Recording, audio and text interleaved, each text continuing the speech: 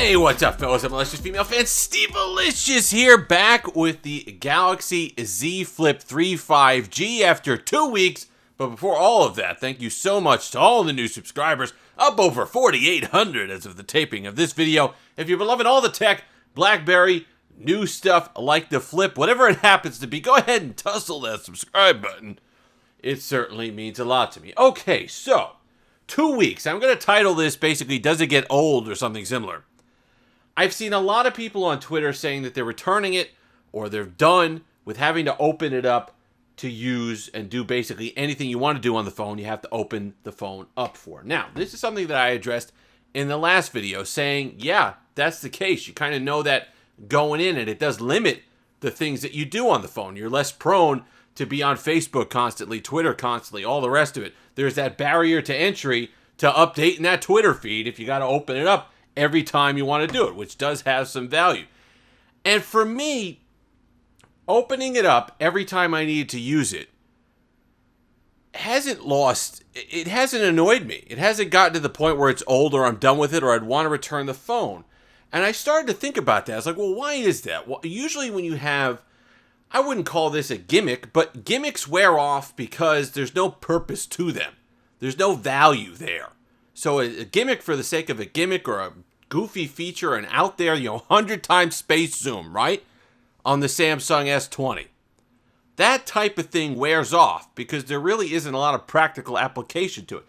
The Fold, especially in the Flip, has a lot of practical application. When you're taking it from this, which is just the regular size of a slab phone, a little bit taller, a little bit leaner, all the rest of it, that's fine. But about what your regular phone would be size-wise. And you do this. Put it in a front pocket, put it in a back pocket, whatever you got to be. You throw it in a back. Just palming the thing in your hand, the portability of that, how light it is, there's value to that. So when you add value to a feature that otherwise might be considered gimmicky, it doesn't get old, at least to me. And it certainly hasn't gotten old. And if anything, it's enhanced the nostalgia factor because a bunch of different... It's just cool to do this, number one. But at the same time, you're protecting that inner display. You can feel more comfortable throwing a device like this in your pocket than you can an iPhone, than you can your S21, than you can your Mate 20 Pro, whatever you got, Huawei. Because the front screen is completely protected. It's plenty durable, whatever space-age material, titanium or whatever, aluminum alloy, whatever they're using now on the outside of this, and the hinge feels amazing. I understand you've got the glass feels great front and back. There's really no issue with build quality. The hinges is fantastic as ever. They've somehow made it feel sturdier than the Fold 2 hinge or the hinge that they used in that generation of Flip and Fold, but still feel more secure. So it's sturdier, but it doesn't feel as you're breaking it open every single time. It could sit in every position, but it's easier to do than it was in the previous generation with the Fold 2, if that makes sense. But otherwise, I like it a lot. Look, a ton of people talking to me about battery life, and I get it. 3.5 hours isn't a heck of a lot. There are people who use the phone more than that, but it's okay. It's okay. The only thing that bugs me about the battery life being what it is, especially because you know that going in, nobody's buying this because they're getting 6 hours of screen on time. You're buying it for the portability. You're buying it for having that kind of chipset and that kind of performance and the RAM and the screen and the refresh rate, all the rest of it in a package this small and sleek and fancy. That's what you're paying the premium for. So did they have to sacrifice battery life? Yep. But you know that going in. And like I said, the only thing that really annoys me about it is it seems to be random for me. It seems to be you could get close to 4 hours, which I think is perfectly serviceable.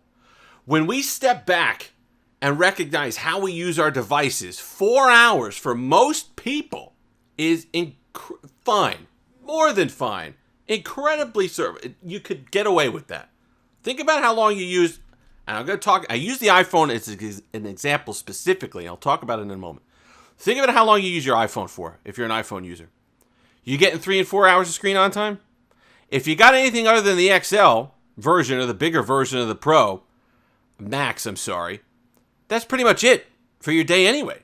You're going to have to charge it. You're going to have to keep it on a charge. You're going to have a power bank with you, whatever it happens to be. So for that reason, 3.5, 4 hours can be fine. If you know that going in. If you need the 9 hours of screen on time, get another device. The thing that I don't like is it seems to be the battery drain seems to be independent of what I'm doing. So some days I'll get the 4 hours, and that's with some Pokemon Go. That's with some video. That's with some Twitch. And some other days, I'll be sucking wind, getting just over maybe like 3 hours and 15 minutes. And that was doing Twitter, Facebook, a little YouTube studio, and not a whole lot else. So you'd think the more processor intensive stuff and the stuff that would require the screen at a certain whatever, you'd figure would wear on it more, actually wind up wearing on it less. And it's bizarre how it goes kind of back and forth like that. So I've never really experienced that before. And I wonder if that's something that might be fixed in software later on, the kind of intermittent battery drags that they have. But other than that, and I talked about the iPhone specifically for a reason here. Unlike the S21 Ultra, which I never was comfortable with direct comparisons between the S Galaxy line series, especially the Note series, and the iPhone one-to-one. I think they try to aim for completely different customers. I really do. I don't think that the person who buys an iPhone is someone who drops it and buys an S21 Ultra. Yeah, that could be. You could get it on a carrier deal. You could not know all the features that the S21 Ultra has or use all of them and just use it like an iPhone, basically, just an overpowered iPhone. That could be the case. But this device is the direct competitor to the iPhone. Why? It does all the things you'd want it to do, right? It's got a fancy display, all the specs, all the rest of it. It handles things well. But it's got that flash factor. It's got that status thing that you get with an iPhone. People look at it and say, oh, you got an iPhone. Okay, fine. They look at this, they're going to say, oh, you got a flip. It's that same kind of style that drew people to the iPhone originally is going to draw people to the Z Flip 3. Now, listen, that might not mean anything to you, and that's perfectly fine. But when you put it at $1,000 as a direct competitor, when you're talking about how fancy this device is and how it turns heads and everybody's asking about it and how cool it is to carry, you can't help but draw some parallels to what it was like to carry an iPhone back in the day. Right? When you were coming from your Motorola Q and all of a sudden you slapped an iPhone on, people thought you were from outer space. Same thing with this.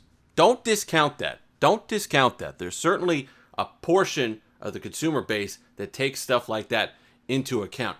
This is an ultimate consumer device. The Fold series is for enthusiasts. It's for heavy users. It's for the rest of it. This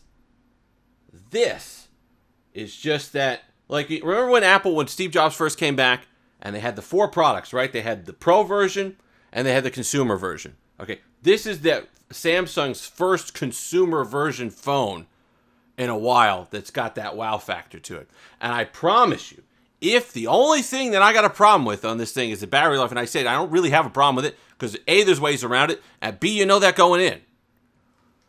This, pound for pound, has been a fantastic experience, even with having to open it up like that.